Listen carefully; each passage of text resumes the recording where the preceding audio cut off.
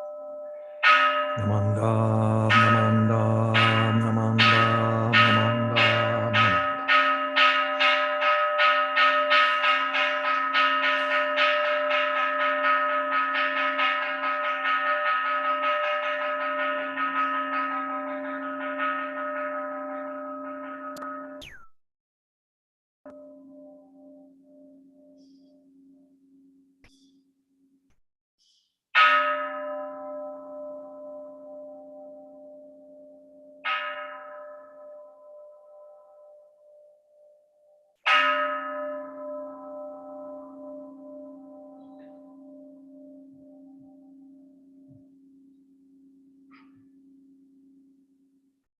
Good morning. Oh, good morning, everyone. Welcome to our Dharma family service. It's October, and we're looking forward to our Halloween party for Dharma school at the end of the month. And so the theme for this month is things aren't always as they seem. But today we'd like to go to our Sutra chanting. And so we will be chanting Juseige. It's on page 23 in the book. If you're here in the Hondo, and otherwise online, we'll have it up on the screen.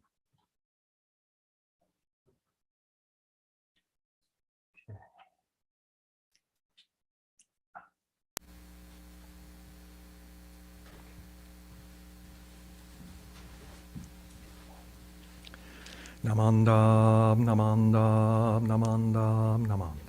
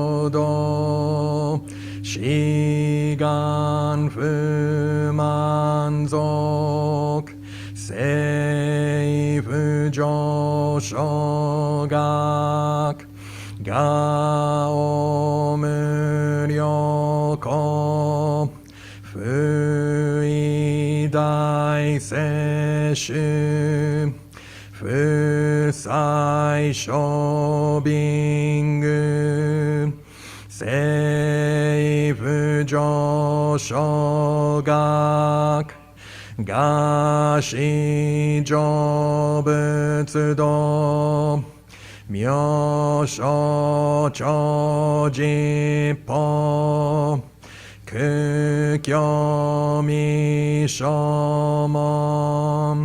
seifu joshogak ryokujin shonen Joe Shubon しぐむ浄土一生天人心人力現代公不傷無才道少女三苦妙交際主役難回避知恵言滅死根も安閉塞小悪道通達全宗門高僧上満足いよろ実法日月主樹期天候普賢一種解放像公正功徳法上大集中説法ししく供養一切仏具足主徳本元年出上満徳意三害王如仏無下知通達未不詳願学エリク投資最小尊志願若国家大仙王感動国書天人東珍妙見ナマンダブナマンダブナマンダブナマンダブナマンダブナマンダブ願にしく徳平等正祭道本菩提心往生安楽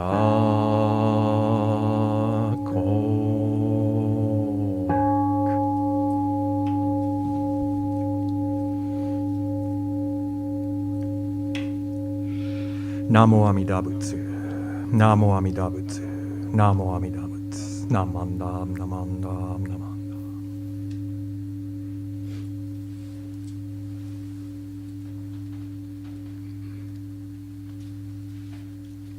Okay, next we'll recite the three treasures, which is on page 3 in the small book.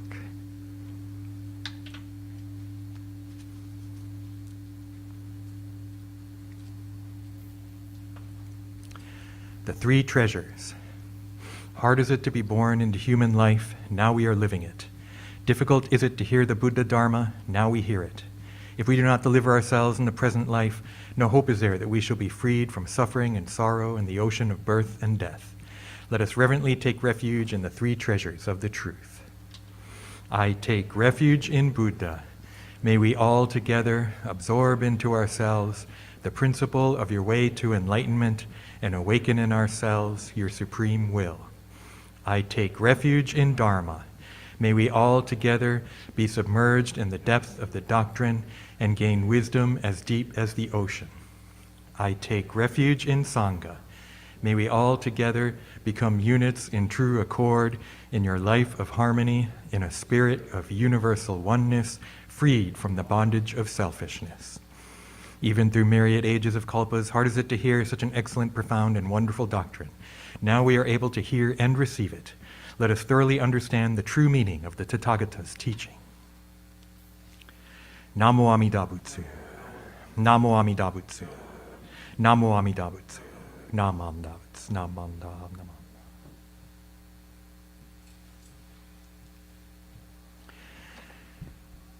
Okay, thank you once again, everyone, for joining us for our Dharma Family Service. So as I mentioned, for this month, I've been kind of having this general overarching theme of things are not always as they seem. And I kind of thought of this in the context of Halloween, right? And so we're going to have a Halloween party, and you get to dress up, and you get to kind of be something else, right? And so just kind of thinking of these different levels, right, of we look at things, but are we really seeing what's true and real or not? Right? And so today, I thought, it's in between. We don't have Dharma school today, so I thought I would introduce the idea of samsara. Okay, samsara. Not the perfume. I know like 30, 40 years ago, Liz Taylor or somebody, right? Samsara, perfume, right? Not that. Samsara is a fundamental Buddhist concept. It's an Indian concept. It's not only Buddhism, but we think of it in the kind of Buddhist way. And samsara is a way to understand our world. It's a way to understand our reality. And one way to understand it is kind of wandering, aimless wandering, right? And that maybe before we encounter the Dharma, all we have is TV or the internet or what we see around us.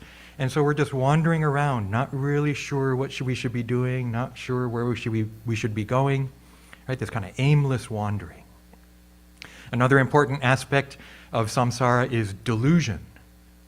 Delusion, right? Maybe another way would be kind of illusory. So we think what we see is real. We think, what's in front of us is just, okay, I get it, but maybe not. Maybe we're not seeing things the way they truly are. And another way to understand samsara in the Buddhist sense is suffering. Right? This is related to the first noble truth, where Buddha realizes, life, and by that I think he means samsaric life, is suffering. What does that mean? Does it mean, it hurts all the time? No. It's all different kinds of suffering. It might be physical pain. It might be emotional pain. It might just be a vague sense of dissatisfaction. Right? There's various ways to understand it. But this idea of samsara is also really important. Dukkha, that's the technical term, the Pali word for suffering, dukkha. And this dukkha does have idea of dissatisfaction. It does have maybe stronger ideas of suffering. Another way they describe it is dis-ease, which looks like disease, right? But dis-ease, you're not at ease. Can't relax. What's wrong? I don't know. You don't know what's going on. Just keep wandering, right? So that's this kind of idea of samsara, which is how Buddha came to see this world we normally inhabit. What's some of the context? It's like that when I say our normal view is delusion, it's because we think things are real and really exist and we don't want them to stop. But one of the truths that Buddha teaches is impermanence. So if I want something to be permanent, but it's actually impermanent, I'm going to suffer. Okay? So these kind of things, that's a lot of what the basic Buddhist teachings are, is trying to understand this world, maybe in a way I didn't think of before. Right? Another way to think of it is realize that samsara is kind of fueled by the three poisons. So the three poisons, I'm throwing some technical terms out here, right? But three poisons of greed, anger, and ignorance. So greed, always wanting something else. Here's that dissatisfaction. I thought iPhone 13 was going to do it for me, but there's a new one. I got to get that one. This one's just not cool enough, right? So even though I have this amazing handheld computer, I'm still not satisfied. It didn't result in me being able to finally relax and be at ease. Instead, I have more craving, more desire. I want something else. It didn't feed the desire the way I thought it would. Anger, hatred, right? That's another one of the three poisons. When I get angry because someone does something I don't like, right? Hey, maybe they did something wrong, and sometimes anger is justified, but if I'm just constantly angry and always getting angry at others, that's just going to fuel this samsaric existence and increase my suffering and maybe the suffering of others. And then ignorance, the third of the three poisons, right? That's related to the delusion.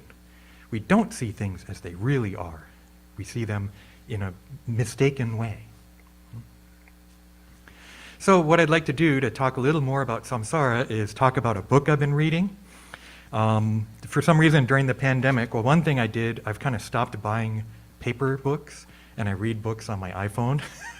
And I have the text pretty big on the screen, and I just sit there scrolling, reading the book. And what I've been reading a lot of is musical biographies. So books about music, but often about musicians. So I read one by Jeff Emmerich about recording the Beatles. He was like 16 years old when he sat in on the first Beatles session at EMI, at Abbey Road, right? That kind of thing. Really like music that I like, and then reading about it and learning more about it. I also read the autobiography of Kathy Valentine, who is the Go-Go's bassist. I was never into the Go-Go's when I was a kid. I remember when Vacation came out is around the time when I went to Japan as like 11 or 12 years old. But reading her biography was just fascinating. This story of a musician who made it to the top and then fell, right? And so that's a lot of samsara too, that impermanence. It's not that everything in samsara is bad. Sometimes it's great. And that's symbolized by like the heavenly realm. Sometimes you make it to the top. You're a rock star, right? You have everything. You have more money than you know what to do with, right? You have people just giving you whatever you want. Great. That's what I want? But it don't last. It does not last. The heavenly realms don't last in Buddhism either, right? Even though it might last for 1,000,000 years, it's gonna end. Because when your lifespan is 1,000,000 years, I think it goes faster than when your lifespan is 100, right? Or 50 or whatever. So it's been fun reading these books, but the book I want to talk about is a book called Hard to Handle, about the Black Crows. Anyone heard of the Black Crows? They were huge in the 90s, right? Just top, right? They made it to the top. And it's a book written by the drummer. How many books do you read by the drummer of the band, right? He's not the singer. Isn't the Black Crows Chris Robinson? Maybe Rich Robinson, the singer, right? The singer always gets all the attention, right? His brother, the guitar player, sure, he gets attention too, but the drummer was a founding member, so he wrote a book about the experience. So I'm not going to bore you with details of the story, but other than they started, young, maybe late teens, early 20s, and they fought hard, and they recorded some albums that went to the top. They had all kinds of money and everything, and yet reading this book is kind of interesting and frustrating because it sounds like there was a lot of conflict. The brothers are always fighting. The guitarist and the singer are like always fighting. They write some good songs, they record an album, not good enough. Fight, fight, fight. Every single concert afterwards, that concert was terrible. What are you talking about? It was great. Fight, fight, fight. Just really interesting story of this band that made it to the top, made some amazing music, and yet sounds like a toxic environment and toxic relationships, and as much as they it seemed to have everything. they were also suffering, I think, a lot throughout this. And so, you kind of think, why does this guy just keep doing this? The drummer is like, I'm going to quit. And then something really great happens. It's like, oh, good, I'm glad I didn't quit. And then, this is ridiculous, I'm going to quit. And then, whoa, we just made more money. Okay, I'm going to stay, right? This kind of back and forth, back and forth, back and forth. So, and to me, as a Buddhist, as I'm reading it, sounds very samsaric. This constant round and around and around, and seems good, but not quite sure, and I can't give this up, I need it, but it's too much, I can't, but I'm going to stay, but constant back and forth, up and down, up and down. A lot of greed, a lot of anger. Like I say, they were young, they didn't know what to do, they didn't know how to talk about emotions and work things out in a rational way and that kind of thing. So you just see this real struggle. A couple of things happen though. The thing to me as a musician, right? I'm a rock musician basically, and so that's part of it too. I was in a band trying to make it when the Black Crowes were making it, right? So when I read about it, it's like, oh yeah, I've heard of those bands. I remember hearing about them. And it's like, I was doing the same thing. I was trying to make it like they were. But they made it, and they made it fast. The first album was like huge. Right? So for me, it's really interesting to kind of watch it, read the story in that way, partly because I get to think, what would I have done?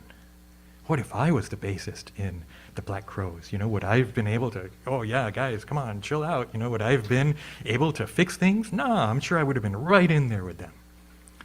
Right? So I try not to be judgmental as I'm reading the book, right? But that's one way to kind of think about it is, what would I have done? Can I learn anything from this story? Now, the thing that really got me is, during the pandemic, I have been playing my bass, my synthesizers, I've been doing some recording, some just playing along with music. So sometimes I'm trying to make my own music. Sometimes I'm just playing along with music to try and kind of stay in shape or learn new songs or something, right? But the past few months, I don't know if I've been busy, uninspired, just circumstances, so I haven't been playing much. But I started reading this book. I haven't listened to Black Crowes in like 30 years, at least 20, 25 years. Reading the book made me realize, I want to listen to that first album. He's talking about recording it, right? So I listened to the album, which I never really listened to. It's got Hard to Handle, Jealous Again on it, these, big songs. And wow, this is interesting. The album's okay, but okay. Then I listened to the second album. That's the one I had. It's amazing. It's such an amazing album. I wish I could play it for you. I don't want to get dinged for copyright. But so what I'm gonna do, I'm playing again. Listening to this music makes me want to play. I've been playing 3 days straight. I never do that. I'm playing for like an hour, right? Playing along with these songs, just blown away by how good they are. So it's not, the music is to me just really amazing. And then the bass player, his name is Johnny Colt. He looks like a rock star. He's got a rock star name, right? And he's just such a good bass player. He's an amazing bass player. He's not like technical. He's not the kind of guy you're like, oh, when you listen to the Black Crowes, no one's listening to the bass player. You might not even be able to hear him, right? But he's essential to the music. And when I'm playing along with the songs for the first time, I'm playing, and I tend to be kind of a busy player, so I'm kind of playing, and I realize I'm playing too much. Okay, I'm going to cut it back. What's he playing? He's just playing the absolute essence of the music. No extra notes at all. A lot of times I think you overplay because you want to be like, hey, look at me. Look how fast I am. Look how good I am. See? Don't I have great chops? But no, this guy's just like, ding, ding, ding, ding, ding. And it's boring just by itself. But for the music, it's perfect. It's really blowing me away. I'm gonna write about it in a music sense, and I'm gonna try to record some bass play-along videos. So they won't be on my Reverend Harry channel. You'll have to find them. But that's one thing you can do nowadays is if you play an instrument, you play covers of other people's songs, and they let you keep them up and everything. So I'm gonna do that. I just really. So why am I talking about this? Because a lot of times, samsara is great. This is total samsara, right? Amazing music. oh my gosh, this guy's incredible. I want to play like that, right? Oh, I'm going to play another one. Hey, I might even drink a beer while I'm playing it, right? Wow, this is even better. And I'm going to play it again, and I'm going to play it again, and I'm going to play it again, right? And just go again and again, trying to catch that feeling.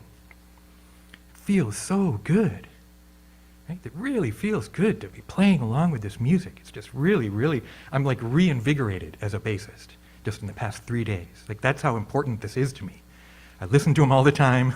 I keep reading the book, trying to get my 10 minutes a day, and playing the music. But it has to end. I have to stop playing eventually. If I keep drinking and keep playing, I'm just going to like fall over, right? So it's like I have to kind of set limits. I'm never going to be in the Black Crowes. I wouldn't want to be, having read the autobiography of the drummer, right? It sounds like the guy is miserable. The absolutely miserable story. It's really sad. And yet, they hung out with the Rolling Stones. They hung out with Keith Richards and Ron Wood. Robert Plant and Jimmy Page of Led Zeppelin came in, and like Jimmy Page comes and is like, you sound like we did 20 years ago. And it's like, isn't that a dream? I'm recognized by one of the rock gods. I'm a rock god myself. Isn't that what anyone would want? But is he happy? Okay. I don't think he is. I haven't gotten to the end. But the bass player ended up going sober, completely sober, got into yoga, and now he's a really successful businessman. So he's in like Forbes and stuff. It's really interesting, right? So they had to change. Samsara, it doesn't last, right? Even the good stuff, it doesn't last. And so if you try to cling to it, if you try and hold on to that, right, you're going to suffer because it's not going to last forever. Back to the Dharma, or Buddha, Dharma, Sangha, right? The 3 treasures that we recited. I take refuge in the Buddha. I take refuge in the Dharma. I take refuge in the Sangha. What does that mean? Take refuge. And one way it's explained in classic texts is that samsara, I said it's like wandering, aimless wandering. It's delusion. It's suffering. It's also likened to a storm. Right? And so it's like a horrible storm with wind and rain and no lightning. Okay, and there's a reason there's no lightning. But it's like this storm that you need to get shelter. So they talk about going under a big tree for shelter. That's why there's no lightning, because you shouldn't go under a tree if there's lightning, right? But imagine there's no lightning, and so here's this storm, and so you finally, and you get to this big tree, and the tree is kind of protecting you. The Buddha, Dharma, Sangha are like that, are said to be like that. That's why we take refuge. It's a refuge from samsara. That I feel like the reason to be a reason to be Buddhist is so that we can live in samsara better. So that maybe I can lessen my suffering. Maybe I can even lessen the suffering of others too. Right? So that I can understand things better. Rather than be constantly tossed, right, with these waves or this wind and constantly blown back and forth by whatever's bothering me. Right? Instead, Buddhism gives us tools to kind of understand better what's going on.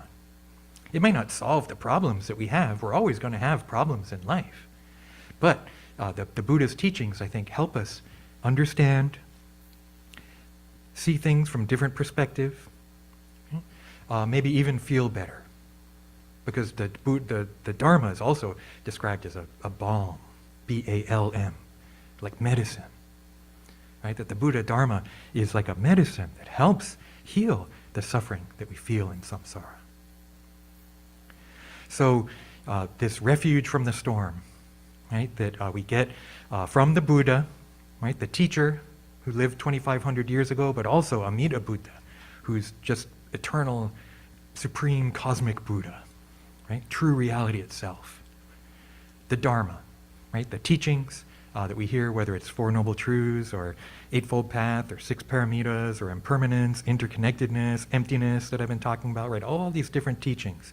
The Dharma, but the Dharma is also the truth, the true reality, the way things really are. And then the Sangha. Traditionally, Sangha is the monks, but for us, we're all the Sangha, right? We are part of the Sangha. So that's important to remember too, because if you're just alone, I know during the pandemic, often we have been alone. But to be able to go to someone, and whether you talk deeply about things that are going wrong or just hanging out, I think the pandemic has also shown how great it is to just hang out, right? And just to even be able to meet, whether face-to-face is great, but even just meeting a friend on Zoom just helps so much, right? So the Sangha is another one of these refuges. And for us, I think Sangha is listening to the Dharma, chanting, but it's also hanging out, whether you're helping or just enjoying or whatever, enjoying being with each other, right? That for us, I think, is a big part of this Sangha experience. So even though we may be kind of stuck in samsara for a while, and yet with the three treasures, and for us as Shin Buddhists, with the Nembutsu especially, right? Namo Amida Butsu, what we keep saying. That Namo means take refuge in. So when we say Namo Amida Butsu, in one way we're saying, I take refuge in Amida Buddha. I'm no longer wandering aimlessly. I have a direction now. I'm still in samsara. I still love music, right? I still get angry. I still have desires. And yet that's not my main focus. That's what I was thinking too. I don't know if you understand how great it has been feeling playing these songs. Right? I feel good. I'm thinking, okay, I'm going to make a YouTube video, so I have to look cool too, right? And I got to think about what am I going to wear, what camera angle am I going to use, right? Make sure I'm looking in the right direction. But if that's my focus, how long is that going to last? How many YouTube views can I get? You know, and to get views on YouTube. I've actually gotten some videos that have taken off, right? I've got a couple viral videos. But when you look at them compared to other people, you know, it's nothing. My biggest one is 20,000 views. Wow, you know, in one way it's like, that's amazing. In others, like, so what? Right? The people that make money have millions of views. So it's a drop in the bucket, right? So what, do I need to mold my life to be able to have YouTube be the thing? I'm not going to do that. I'm not the person to do that, right? But if that was my refuge, how long is YouTube going to last? The internet's going to change again in the next 10 years or 5 years or next year or whatever, right? So to take refuge in the internet, take refuge in YouTube, right? That's not, from a Buddhist point of view, that's not what we take refuge in. We take refuge in the Buddha, the Dharma, the Sangha, as we continue to live our lives in samsara. Enjoying, you know, I think, so that suffering aspect is one. But there's also, if you look at the old Dharma school board, it has, right, life is a bumpy road is the Dharma school way to understand it. But number 4 on there is life is fundamentally great. It's like, I think life can be great when we have an understanding of it from this kind of Buddhist perspective. So as difficult as it can be, we also learn to appreciate what we have, appreciate the wisdom and compassion that's coming towards us, appreciate our relationships in a way that we may not have before. So thank you very much. It's wonderful being able to share my experience, getting back into the Black Crows, getting back into bass playing too, and also to think about samsara and just consider it. And you know, you don't have to believe it because I'm telling you. I hope it helps. You know, when you realize when you're upset about something or unsatiated desires, right? And then Buddhism puts it in another perspective. Again, kind of like a medicine that can help us heal. So let's conclude with Kansho. Samsara, the life of wandering, delusion, and suffering. Although it can be pleasurable, the true refuge is in the Buddha, the Dharma, and the Sangha. Namo Amida Butsu. Namo Amida Butsu. Namo Amida Butsu. Namanda. Namanda. Okay, and so next we're going to have announcements. Give me a second, Robert, to get the audio set up. Okay. Reset thing? Go for it. Yeah. Thank you very much, Sensei. Good morning, everyone. Welcome to the Buddhist Church of Oakland. And I guess first, like to thank Reverend Bridge for officiating this morning's service and his Dharma talk this morning on Samsara. I'd like to thank Steve Terusaki for playing the organ this morning. Thank you, Steve. Also like to thank Host Group 6, chaired by Ron Nomura, who's providing hospitality to those who are at the church this morning. And also the Zoom crew, who monitors the YouTube and hybrid broadcasts from downstairs and out and about. So thank you very much for making the broadcast possible. Next Sunday, October 23rd, is our Kedokai service, honoring our senior citizens. And so that'll be at 10 o'clock in the morning next Sunday, the October 23rd. And then, of course, as Sensei mentioned, on Sunday, October 30th, will be our Dharma School Halloween party. Couple of announcements now from the Buddhist Church of Oakland website.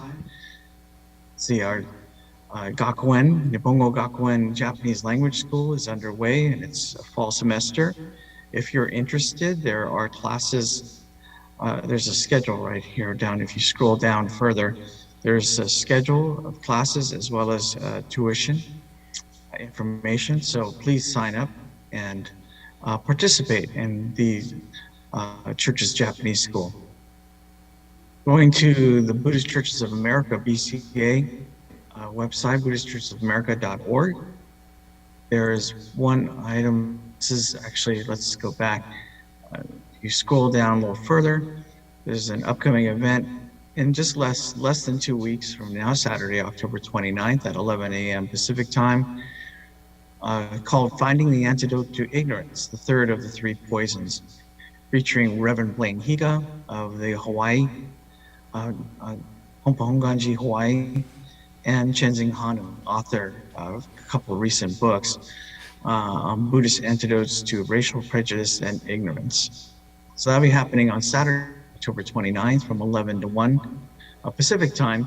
And you can sign up. Here's the sign up sheet. So just go ahead and fill that out and submit that. The moderator, by the way, will be our current BCA Bishop, Reverend Marvin Murata. Going back to the Buddhist Church of Oakland website, check out our various services, events, activities, our community. And if you'd like, make a donation. There's a donation page. We can scroll down and there's a number of different choices. This could be, even today, it could be for Osai Sen Sunday Dharma service donations, or for any kind of other special event or occasion that you'd like to donate. We really appreciate your donations and thank you very much. That's all I have. Thank you very much again. And we hope you have a wonderful day, and I'll send it back to Sensei. Thank you, Robert.